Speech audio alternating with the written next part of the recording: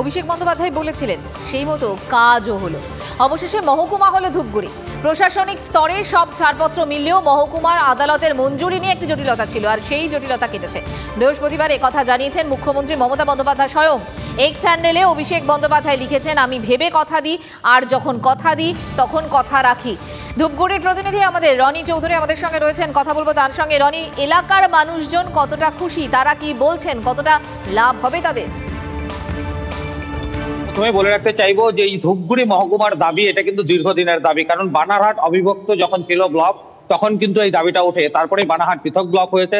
কারণ এক প্রান্তে হচ্ছে ভারত ভুটান সীমান্ত চামচি, যেখান থেকে জলপাইগুড়ি শহরের দূরত্ব ছিল প্রায় 39 কিলোমিটারও বেশি, এবং যার কারণে কিন্তু মানুষকে দুর্ভোগে পড়তে হতো বিভিন্ন কাজ নিয়ে। এর জন্যই দাবি উঠেছিল এবং সেই মতো কিন্তু মহকুমা ঘোষণা করেছিল আগেই রাজ্য সরকার। তবে সরকারি নোটিফিকেশন নিয়ে জটিলতা ছিল, জটিলতা গতকাল কেটেছে এবং মহকুমার মান্যতা পেয়েছে ধূপগুড়ি। এবং ইতিমধ্যেই কিন্তু এই খবর এসে পৌঁছেছে। তবে মহকুমা নাগরিক মঞ্চে যারা মূলত এই আন্দোলনটা করেছিলেন, যারা অনশনে বসেছিলেন, তারা কিন্তু এখনো সেই খুশি প্রকাশ করতে নারাজ, কারণ এখনো সরকারি নোটিফিকেশন তাদের কাছে এসে পৌঁছয়নি, যেমনটা তাদের দাবি। আমরা কথা বলবো, আমাদের সঙ্গে রয়েছেন সেই আন্দোলনকারীরা যারা এই মহকুমা আন্দোলন করেছিলেন।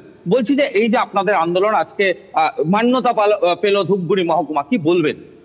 কতটা খুশি? অবশ্যই খুশি, কিন্তু যতক্ষণ পর্যন্ত না সরকারি নোটিফিকেশন জারি হচ্ছে ততক্ষণ পর্যন্ত আমরা আমাদের যে খুশি যে আবেগ বা উৎসাহ যাই বলুন সেটা আমরা সঠিক প্রকাশ করতে পারছি না। কারণ ইতিপূর্বে আমরা বিভিন্ন ব্যাপারে একটু ঠেকে গেছিলাম, তো সে কারণেই আমরা, তবে এবার বিশ্বাস যে আমরা গতকাল যেটা জানতে পারলাম যে বিচার বিভাগে যে একটু বাধা ছিল সেই বাধাটা কেটে গেছে। আমাদের বিশ্বাস যে আজকে হয়তো নোটিফিকেশন জারি হয়ে যাবে এবং ধূপগুড়িবাসীর যে দীর্ঘদিনের স্বপ্ন সেটা বাস্তবায়িত হবে। বলছি ধূপগুড়ি মহকুমা হলে কি লাভ হবে? কারণ দুটো ব্লক রয়েছে, 8টা বনবস্তি রয়েছে, কি লাভ হবে তাতে আপনারা মনে করছেন? ধূপগুড়িকে মহকুমা করবার পিছনে মূল যেটা আমাদের ছিল যে স্বাস্থ্য ব্যবস্থার একটা পরিবর্তন আমরা আশা করেছিলাম। সেই স্বাস্থ্য ব্যবস্থাটার পরিবর্তন, আমূল পরিবর্তন হবে বলে আমাদের বিশ্বাস। কারণ ধূপগুড়ি হাসপাতালের অবস্থা খুব খারাপ, সেই সাথে আর্থিকভাবে ধূপগুড়ি কিন্তু একটা বিরাট পরিবর্তন আসবে বলে আমাদের বিশ্বাস। দীর্ঘদিনের একটা দাবি, আর সেই দাবি মান্যতা পাওয়ায় খুশি ধূপগুড়ির মানুষজন। আপাতত তোমাকে ধন্যবাদ। রাজনৈতিক প্রতিক্রিয়াও আমরা পেয়েছি। বিমান বসু কি বলছেন, বিজেপি তরফ থেকে শ্রমিক ভট্টাচার্যের বক্তব্য, এবং নির্মল চন্দ্র রায় ধূপগুড়ির বিধায়ক, তাঁরই বা কি বক্তব্য শুনুন।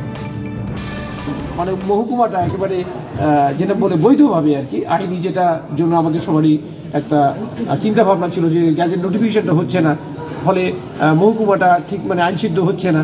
যদিও আমরা জানি যে এর আগেই আমাদের প্রশাসনিকভাবে মহকুমার যে প্রস্তুতি সব কিছু কমপ্লিট হয়ে গেছে, সরকারও সেটা ঘোষণা করে দিয়েছে।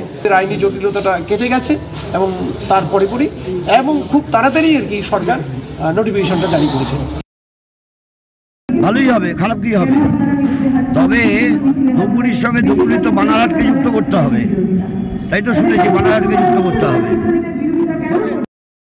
ধূপগুড়ি সাবডিভিশন হোক, এটা প্রত্যেকের দাবি ছিল। ধূপগুড়ি সাবডিভিশন হচ্ছে, এটা নিয়ে কারোর কোনো দ্বিমত নেই, কারোর কোনো বিরোধিতা নেই। মানুষ জানে তৃণমূলের দল, সরকার, নেতা নেত্রী, পুলিশ সব মিলেমিশে একাকার হয়ে গেছে। এদের কোনো সিদ্ধান্ত আর মানুষের মনকে নাড়া দেয় না। কোচিং সেন্টার নিয়ে নয়া নির্দেশিকা কেন্দ্রীয় শিক্ষা মন্ত্রকের। 16 বছরের কম বয়সীদের ভর্তি নয়, নেওয়া যাবে না কারি কারি টাকা। পড়ুয়াদের ভালো নম্বর পাইয়ে দেওয়ার মতো বিভ্রান্তিকর প্রতিশ্রুতিও দেওয়া যাবে না, নির্দেশিকা দিয়ে জানিয়েছে কেন্দ্রীয় শিক্ষা মন্ত্রক। দেশের বিভিন্ন রাজ্যে গজিয়ে ওঠা কোচিং সেন্টারগুলোর বারবারন্ত রুখতে এবং আইনি কাঠামোর মধ্যে আনতেই এই জারি নির্দেশিকা। কোনো কোচিং সেন্টার পড়ুয়াদের থেকে অতিরিক্ত টাকা নিলে 1 লক্ষ টাকা পর্যন্ত জরিমানারও নির্দেশ দেওয়া হয়েছে। বাতিল হতে পারে কোচিং সেন্টার, মানে ওই কোচিং সেন্টারের রেজিস্ট্রেশনও। পড়াশোনার পাশাপাশি পড়ুয়াদের মানসিক স্বাস্থ্যের উপর জোর। কোচিং সেন্টারগুলিতে কাউন্সেলিংয়ের ব্যবস্থা না থাকলে রেজিস্ট্রেশন নয়। অপরাধে দোষী সাব্যস্ত হয়েছেন এমন কোনো শিক্ষককে কোচিং সেন্টারগুলিতে নিয়োগ নয়, উল্লেখ করা হয়েছে এই নির্দেশিকাতে। আর 24-এর লক্ষ্যে অবশ্যই দেশ জুড়ে প্রচারে ঝড় তুলতে চলেছে বিজেপি। প্রধানমন্ত্রী মোদীকে সামনে রেখে জোরদার প্রচার পরিকল্পনা বিজেপির। জনসভার পাশাপাশি জনসংযোগেও এবার জোর দেওয়া হয়েছে এবং অভিনব কৌশল ব্যবহার করা হবে। দেশ জুড়ে 140টি বিভিন্ন অনুষ্ঠানে যোগ দেবেন প্রধানমন্ত্রী। রাজনৈতিক সভা ছাড়াও বিভিন্ন অনুষ্ঠানে উপস্থিত থাকবেন তিনি। 4 ফেব্রুয়ারি থেকে 11 ফেব্রুয়ারি গাঁও চলো অভিযান কর্মসূচি বিজেপির। দেশের 7 লক্ষ বুথে পৌঁছবেন বিজেপির কর্মীরা। তারা কেন্দ্রীয় সরকারের উন্নয়নমূলক কাজের প্রচার করবেন। রাম মন্দিরের উদ্বোধনের পরেই প্রচারে ঝাঁপাবে গেরুয়া শিবির। জনসভা জনসংযোগ কর্মসূচির ফাঁকে দলের নিচু তলার কর্মীদের সঙ্গেও বৈঠক করবেন নরেন্দ্র মোদী।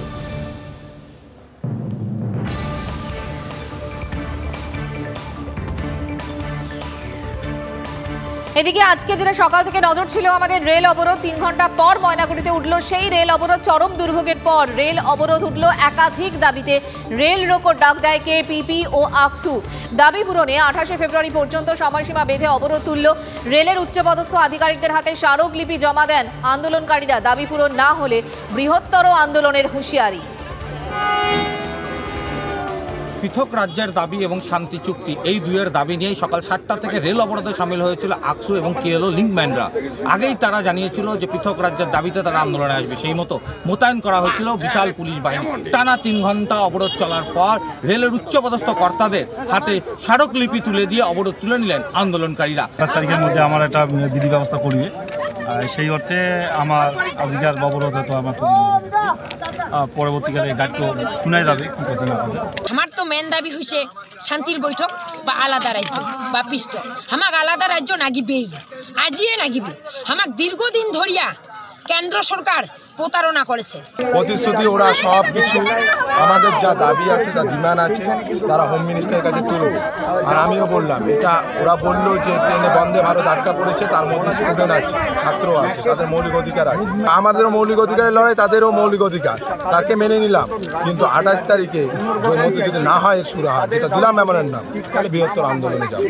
একদিকে কেএলও লিঙ্কম্যানরা উত্তরবঙ্গ বন্ধের হুমকি দিয়েছে, তেমনি কিন্তু গায়ে আগুন দিয়ে আত্মঘাতীর হুমকি দিয়েছে আকসু। স্বাভাবিকভাবে আপাতত সেই আন্দোলন উঠিয়ে নিলেও সেই আন্দোলনের দুশ্চিন্তার মেঘ যে থেকে যাচ্ছে তা কিন্তু বলাই যায়। জলপাইগুড়ি ময়নাগুড়ি থেকে রনি চৌধুরী, TV9 বাংলা।